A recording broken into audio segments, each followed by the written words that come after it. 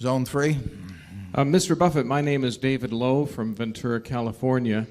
My first Berkshire meeting, and I want to mention that I'm very intrigued at the influence you have over the shareholders here. I note that the first beverage they ran out of in the lobby was Cherry Coke.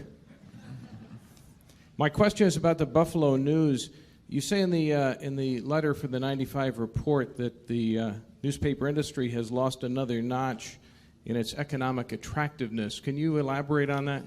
Yeah, what you are seeing in newspapers is a circulation trend that has been prevalent for a long time in terms of newspapers per household, but that has been declining, and that daily newspapers, and that I would say the trends of the last couple of years are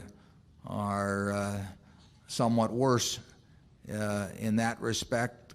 I would say that the ability to price both at the circulation and advertising level has weakened a bit in recent years, not dramatically, but it's weakened a bit. At one time, newspapers really, daily newspapers in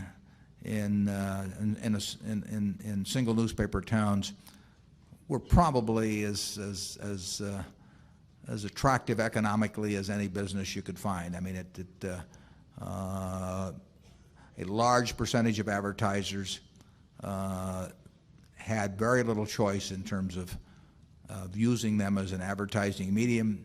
People had less options in the way of learning what was going on around them other than the daily newspaper. So they started from a position of extraordinary strength. They still have a very strong position, and I've tried to emphasize in that report. I mean, they're a bargain at the price they sell for. They give you all kinds of information with very low price, and they're a magnificent way for most merchants to reach their customers. But they do not have the exclusive advantages in many cases that they had 15 or 20 years ago. Third-class mail has become more of an option.